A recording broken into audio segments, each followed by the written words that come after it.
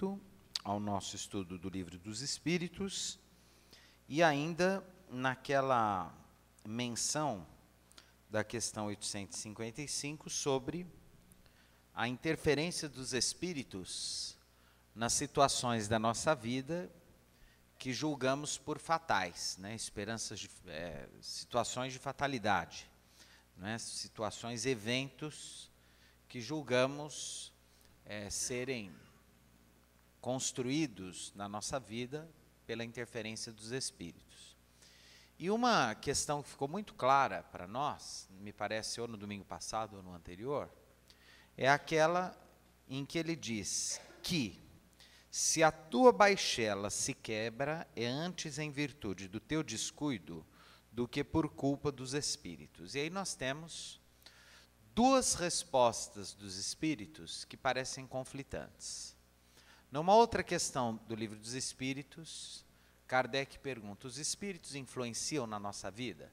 E a resposta é: muito mais do que podeis imaginar. Muitas vezes são os espíritos que vos dirigem. Depois, nessa, os espíritos dizem: olha, se a tua baixela se quebra, é antes em virtude do teu descuido do que por culpa dos espíritos. Então, parece que são duas respostas bastante, né, diferentes. E aí nós temos que parar e pensar no que elas querem dizer, onde elas querem nos levar e de que situações elas estão falando.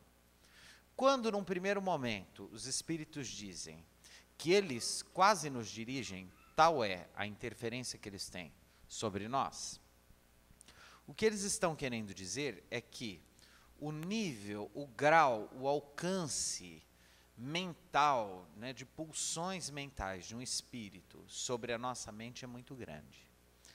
Né? O que um espírito pode fazer com a nossa mente, tanto para as boas ações, quanto para os comprometimentos os mais terríveis, né, a gente não tem ideia do que pode acontecer. Então, no caso do apóstolo Paulo, por exemplo, ele entrou numa sintonia tal com o projeto de Jesus na divulgação do cristianismo, que em dado momento, em uma de suas epístolas, ele diz: não sou eu que vivo, mas é o Cristo que vive em mim. Quer dizer, ele deixou, né, o aparelho mental dele, quer dizer, o pensamento dele, né, as construções de sua mente ao inteiro dispor de Jesus. Quer dizer, olha, eu sou um mero instrumento, eu sou uma ferramenta. Ele tomou conta de mim, agora eu sou um instrumento, e o bem, né, ele se faz por mim, de alguma forma.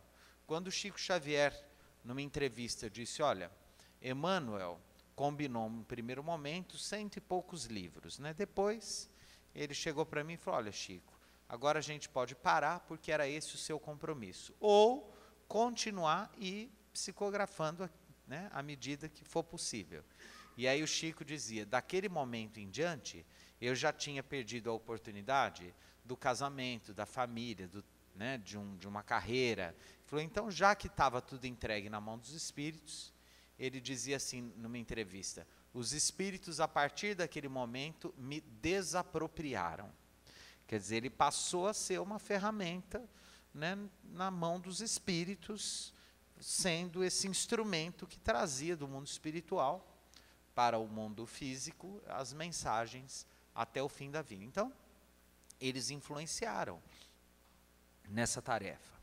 Por outro lado, os espíritos podem interferir na nossa mente de uma forma, de um alcance muito grande, nos processos obsessivos, que podem ser, né, meras eventualidades do dia a dia, quando, por exemplo, a gente dá uma resposta que, a princípio, a gente, né, dá, né, de supetão, e depois, passado assim, às vezes, passados alguns segundos, a gente se toca que foi injusto, foi agressivo, foi mal criado. Né? Às vezes aquela reação estúpida de nossa parte, aquela reação despropositada, aquela reação, né, inadequada, foi por interferência de um espírito perturbador que não quer realmente que a gente se equilibre. Pode ser uma coisa do dia a dia, como pode nos levar aos processos de fascinação, Quando que acontecem os processos de fascinação? Quando, né, o obsidiado, aquele que está sob interferência de um espírito perseguidor, de um espírito obsessor, ele não consegue perceber o grau de obsessão em que ele se encontra, e inclusive ele acha que ele está fazendo tudo certo, que aquilo mesmo é a chamada fascinação, até os casos que Kardec, no Livro dos Médiuns, chama de subjugação, que tradicionalmente, né, são os chamados casos de possessão espiritual, em que os espíritos perturbadores tomam conta praticamente do sujeito, né, e o fazem, né, de praticamente uma marionete, né, na mão dos espíritos perturbadores. Tudo isso se dá sob a supervisão dos benfeitores espirituais, que não podem interferir no nosso livre-arbítrio, na nossa liberdade. Então aí a gente chega nessa segunda questão.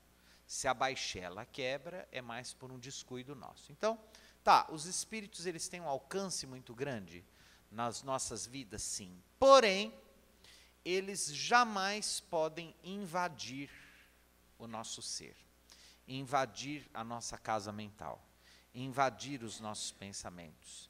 Eles só entram porque as nossas portas e janelas estão abertas. Então, eles só fazem o que fazem devido a aspectos, a dimensões da nossa invigilância. Então, se o sujeito, por exemplo, é alguém, né, que tem o hábito da queixa, que tem o hábito da crítica, que tem o hábito da mordacidade, etc., é justamente o prazer desse hábito que faz com que os espíritos perturbadores, né, entrem na sua casa mental e exerçam isso que a gente já ouviu, né, essa expressão é muito comum também, esses pensamentos invasivos, né, que parecem tomar conta, né, da nossa cabeça, dos nossos pensamentos, das nossas ideações. Mas se a nossa casa está bem cuidada, se os nossos pensamentos estão bem cuidados, se nós estamos no refúgio dos bons pensamentos, né, da vigilância, da prece, etc., não tem espírito no mundo que consiga exercer uma interferência ruim sobre nós. Então, a porta de entrada é sempre as tendências nossas mesmas, né? Então, os espíritos, eles usam das nossas tendências, dos nossos hábitos, das nossas infelicidades para se apropriar dos nossos pensamentos. E aí, a hora que a casa está aberta, eles fazem a festa, principalmente se a gente não procura ajuda. Por isso que é muito importante a gente estar sempre procurando ajuda, né? Sempre tentando se reequilibrar, porque a característica do homem no mundo, nosso estágio evolutivo, é o conflito existencial, é a angústia. Nenhum de nós aqui é santo.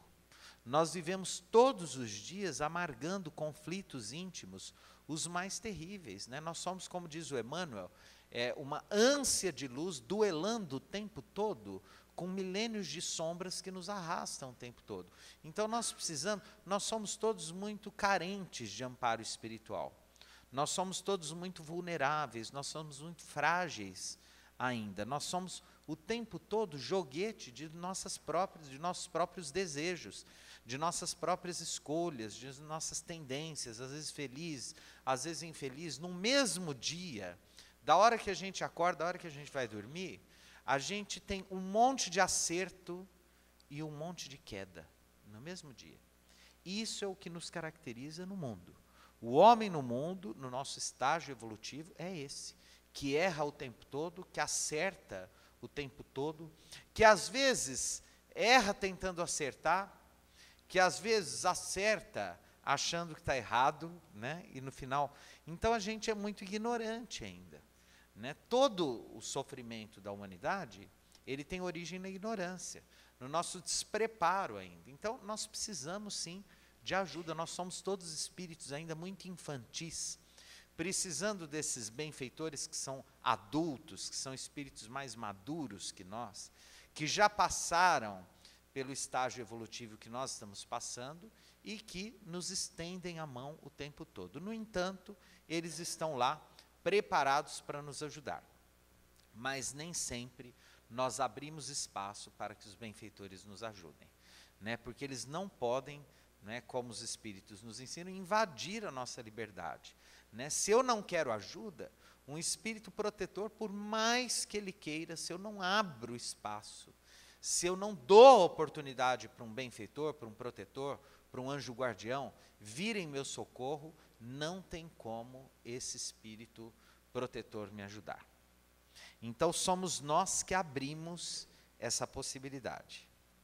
Na questão 533, Kardec indaga se os espíritos podem fazer com que nós obtenhamos os dons da fortuna e etc. Né? Tem gente que pede, eu fiz um jogo na loteria, pedi para os benfeitores darem uma mão lá, porque a vida está difícil, né? E será que os benfeitores ajudam? Às vezes sim. Os perturbadores também podem ajudar? Podem. Né? Depende, né? Se a obtenção dessa fortuna for causar o bem, a minha volta, pode ser que tenha sido, de certa forma, isso influenciado pelos bons espíritos, né, que direcionaram a minha vida para essa experiência, e aquilo vai ser uma grande alavanca de evolução, né, e de benemerência, né, para as pessoas à minha volta. Mas é muito comum também que a espiritualidade maior permita aos espíritos inferiores me ajudarem a ficar rico. Por quê? Porque aquilo vai ser a minha ruína. É justamente aquelas facilidades que vão ser a grande armadilha na qual eu vou me enrolar todo e às vezes me comprometer por muitas encarnações. Então, é interessante, às vezes eu tenho essa sensação. Eu vou me abrir com vocês aqui, cá entre nós, que não saia daqui. Mas às vezes eu sinto que a gente parece ratinho de laboratório de Deus. E, né, os espíritos ficam lá olhando, falam, vamos fazer isso com ele, vamos ver como que ele reage. Né? Aí dão aquela experiência. Né? Vamos jogar fortuna na mão dele, vamos ver como que ele se sai. E aí, né, de repente a gente se sai muito bem. Né? Olha só que coisa, ninguém esperava, olha, né? Ou, né, de repente a gente se sai muito mal, fala, que coisa triste, né? Eu gosto muito de uma frase do Marquês de Maricá, que ele diz que de onde menos se espera, é dali mesmo que não sai nada. Né? Então, assim, em geral, eles nos conhecem muito bem, né? Eles sabem do que nós precisamos. E nós, espíritos infantis, vivemos pedindo coisas, a gente pede muito. A gente pede isso, pede aquilo, pede, né? Vamos pedir, vamos. E aquela, eu quero saúde, eu gosto muito de festa de Réveillon. Porque a gente só quer saúde, dinheiro, vida longa, sossego, né? Uma graninha para comprar uns cosméticos, né? Uma roupinha legal. Da gente que é sucesso no amor, sucesso na profissão, sucesso na vida, vida longa, feliz, saudável. Gente, que coisa interessante. A gente só quer isso. E acha que os espíritos têm que nos dar tudo isso. Então, os espíritos são muito sensatos. Né? Quando Allan Kardec pergunta, né, dessa questão da fortuna, né, eles respondem, olha, às vezes a fortuna vem como prova, mas frequentemente os espíritos recusam nos dar essas coisas, como se recusa uma criança um pedido inconsiderado. Então, eu, de minha parte, creio que a maioria das coisas que a gente pede são pedidos infantis. Porque, de verdade, como a gente não se recorda do que planejou para a nossa encarnação, se o meu planejamento, por exemplo, em dado momento, ter uma doença, uma enfermidade longa, dolorosa, e que vai ser importante para mim, eu planejei, está tudo planejado, que eu fique tantos anos sobre uma cama, vivendo essa enfermidade, sofrendo, etc. Todas as vezes que eu peço saúde para o mundo espiritual, é pedido de uma criança ignorante. Porque, na verdade, antes de reencarnar, eu pedi algo que é o oposto disso, já está tudo planejado, e, portanto, eu não sei o que eu estou pedindo. Porque o que eu estou pedindo é o oposto do que eu preciso, do que eu planejei, e, portanto, não vai ser o melhor para mim. Então, de verdade, o melhor é a gente pedir o mínimo possível, né?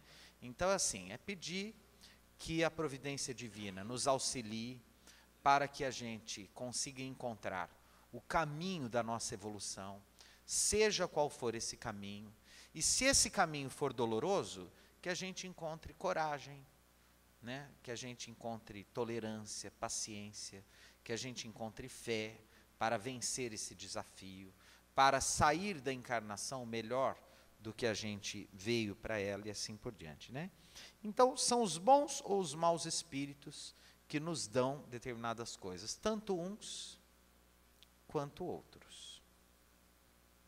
Às vezes, os maus espíritos, nós já falamos disso aqui, como eles são espíritos mais imperfeitos, sem o saberem, eles também estão sendo instrumentos da providência divina para nos levar a determinadas situações. Então, eles são também usados como ferramentas, né? Então, uns e outros, isso depende da intenção. Mas, em geral, são os espíritos que querem arrastar-vos ao mal e que encontram um meio fácil de fazer nos prazeres que a fortuna proporciona. Então, sempre que a gente tem muitas facilidades na vida, a chance da gente cair é maior. Não que isso seja uma determinação, mas, em geral, é assim que acontece, né? Quando os obstáculos parecem vir fatalmente contra os nossos projetos, seria isso por influência de algum espírito? Às vezes sim, e às vezes de um bom espírito. Às vezes é um espírito protetor que impede que os nossos desejos sejam satisfeitos a nosso próprio benefício, ok? Quando nos acontece alguma coisa feliz, é ao nosso espírito ao nosso espírito protetor, que devemos agradecer. E aí os espíritos dizem, antes agradeça a Deus, sem a permissão do qual nada acontece. E aí eles vão, nas outras questões aqui, falar da atitude da gratidão, o quanto é importante a gente ter essa gratidão. Não que Deus precise da nossa gratidão, porque Ele não precisa de nada. É porque ser grato é bom, é gostoso, né? Às vezes a pessoa nos faz um bem, e de verdade, ela não espera que a gente agradeça. Mas quando a gente agradece, não é porque a pessoa espera que a gente agradeça, é porque para a gente é importante dizer para essa pessoa o quanto a gente é grato por um bem que ela fez para a gente. Isso é o amor, é a vivência, a experiência do amor, né? Por isso que é muito mais gostoso, por exemplo, ganhar um presente fora de hora do que um presente, né, de aniversário. Porque quando a gente faz um aniversário e tal, né, a gente já espera, que até por um protocolo, que as pessoas, se a gente convidou para uma festa, nos deem um presente. Aí, de repente, um belo dia, sem ser aniversário, sem ser Natal, sem ser nada, alguém aparece com um presente e diz, olha, eu gosto muito de você, queria te dar um presente, me lembrei de você, toma, é para você. Isso nos chama muito mais atenção, não é, do que um presente protocolar. Assim também a experiência da gratidão. Não que o outro precise, não que Deus precise de nossa gratidão, né? Ele não espera nada, porque se ele esperasse, ele não seria Deus. Ele sabe tudo, e como ele sabe tudo, ele não espera nada, ele é onisciente. Mas é bom para o nosso coração, para a nossa alma, essa experiência da gratidão, né? Agradecer, poxa, como é bom estar aqui, como é bom, né, ter isso que a gente tem, que pode ser pouco. Nós sempre, ao longo da vida, vamos ver pessoas mais felizes que nós e uma multidão de gente mais infeliz que nós. Então, se a gente olhar os mais felizes, nós vamos sempre nos sentir um pouco frustrados. Se nós olharmos os mais infelizes, nós vamos ver que nós temos ainda muitos elementos da nossa vida que merecem que sejamos gratos, né? Então, assim, de repente uma pessoa, não é? É interessante isso. Hoje cedo na casa do vovô, tem um senhor que está há algum tempo lá, ele veio de Santos, ele era músico. E já há alguns anos ele ficou cego. E ele então, como ele tem o ouvido muito aguçado, né, ele conhece todo mundo pela voz. E é interessante, uma vez eu estava vendo uma palestra com o Hermeto Pascoal, que é aquele músico multi-instrumentista, e ele também, como ele é albino, né, ele enxerga muito pouco. E ele estava dizendo na entrevista que nós temos o ouvido do corpo e o ouvido da alma. E ele dizia, isso aí é dele lá, não estou afirmando não, viu? Ele dizia que o ouvido do corpo é aqui do lado, né? Mas o ouvido da alma, ele dizia, é aqui na nuca, ele dizia. Tanto que quando um cego ouve alguma coisa bonita, o cego não faz assim, ele faz assim, ó. Ele olha para baixo, que ele ouve aqui com a nuca, ó, né? Quando a gente ouve alguma coisa bonita, a gente fala, espere, ó, escuta isso aqui, ó, escuta. Em geral, a gente abaixa a cabeça, né? Como se a gente tivesse um ouvido imaterial aqui na nuca. E é interessante, eu fiz uma experiência com o seu Manuel. A gente foi lá tocar, e eu falei, vamos ver se ele vai abaixar a cabeça. E ele abaixou a cabeça assim, né? Porque ele não enxerga. E aí a audição dele ficou mais aguçada, né?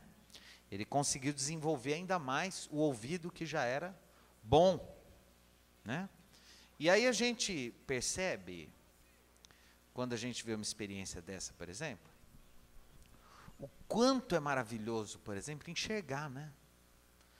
A gente para pensar nisso, porque é algo tão automático. A gente acorda, abre os olhos e enxerga, né? Mas enxergar é maravilhoso, quer dizer. E isso é uma fortuna, né? Isso é uma fortuna, que em geral a gente esquece de agradecer, né? Assim, agradecer, sei lá, a vida. Quem não acredita em Deus, sei lá, poxa, que bom, né? Que eu tenho olho, que é bom, né? E de repente a pessoa que perdeu a visão, ainda sobra para ela a audição. Né? Já imaginou se ela perdeu a audição? Ela fica isolada do mundo. O outro, às vezes, perde. Uma vez eu acompanhei o caso de uma senhora que perdeu, ela teve uma lesão neurológica, e ela perdeu o paladar. Fazia 20 anos que ela não sentia gosto de nada. Né? A parte do cérebro responsável pela percepção do gosto, do sabor, ela perdeu. Tudo bem que ela ficou um pouco mais magra, ficou elegante, né? Mas não foi suficiente para compensar a perda do paladar. Né? Já imaginaram, né? E como é bom, a gente gosta de comer, sentir gosto das coisas. Não é maravilhoso? Né? Aquela alface maravilhosa, aquela maçã verde quando a gente está com muita fome. Maçã é bom quando a gente está com fome, né? Vocês já viram que maçã aumenta a fome, né? O sujeito está com fome, tudo que ele não pode é comer uma maçã, né? Dá um desespero, né? E porque é bom sentir o gosto das coisas, né? É muito bom sentir o gosto das coisas, né? Sentir, ouvir música, ver as coisas, poder, né? Tem um outro amigo nosso que é morador da casa do vovô há muitos anos, que é o Pedro. O Pedro ele era um dos mais animados dançarinos da casa do vovô. Né? Ele veio da roça, na roça ele dançava, gostava muito de dançar, forró, né? Aquelas músicas de roça e tal. E ele era o maior dançarino lá da casa do vovô. E já há alguns anos, por problemas circulatórios, ele teve que amputar uma das pernas, né? Então ele não dançou mais. Mas o danado dança na cadeira de rodas. E aí a gente toca uma musiquinha e tal, e ele faz assim na cadeira e tal. Eles fazem aquela coisa. Eu falei, Pedrão. E ele não se faz, ele dança na cadeira. E, então, assim, é uma maravilha, né? Você vai criando alternativas para a vida. E essas últimas questões aqui, né, que são as questões 535 A e B, elas vão falar disso. Do quanto é bom a gente ter essa consciência de tudo que sobra para nós. né, nessa experiência de ser esse mundo que nós somos, né? O mundo chega para nós pelos olhos, pelos ouvidos, pela pele, né, pelo olhar, pelo coração, pela alma, pelo sentimento. Quer dizer, estar vivo, apesar de todas as misérias do mundo, é uma experiência fascinante, né? É uma experiência maravilhosa. Estar vivo é o máximo. Por isso que a gente pode até entender a morte, mas a gente não tem muita pressa. E o Chico dizia, olha, a gente tem que, né, ficar aqui, explorar o máximo aqui. O pensador francês Albert Camus diz que o maior sentido da existência é tentar fazê-la o maior que a gente consiga.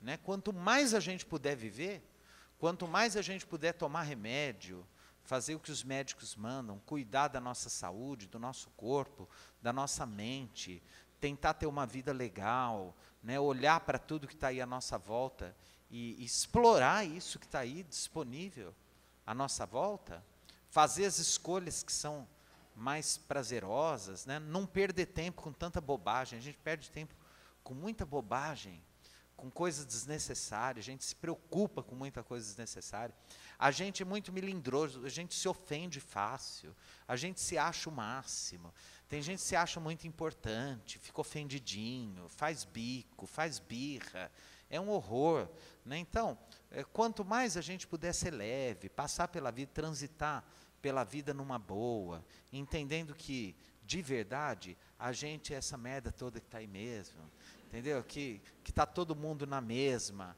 que ninguém pode julgar ninguém, porque a gente é tudo mais ou menos parecido, como diz o Caetano Veloso, né? De perto ninguém é normal. E tem uma outra música que diz assim, cada um sabe a dor e a delícia de ser o que é. Então todos nós temos a dor e a delícia de ser essa coisa mesmo que a gente é, que ainda não é anjo, mas que também não é mais aquela coisa meio diabólica, não é? A gente está ali, ó, lutando todo dia. E quanto mais a gente puder estar junto e se olhando mesmo, se vendo de igual para igual, melhor e mais fácil de se amar. Mais fácil de se amar. Tá bom? Nós vamos parar por aqui hoje e no domingo que vem a gente continua. Eu vou voltar domingo que vem para a questão 856, que indaga se o espírito sabe por antecipação qual o gênero de morte que vai ter.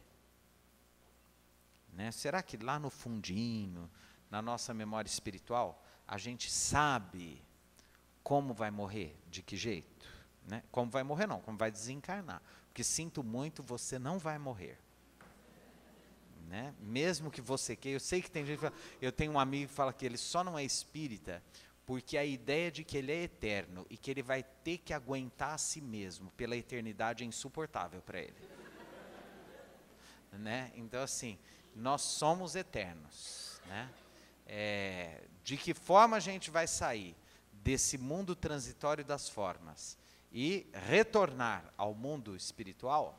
Né? Será que está lá no nosso centro de memória espiritual? Será que a gente vai ser totalmente pego de surpresa? Como será isso? Nós vamos falar disso no domingo que vem, tá bom?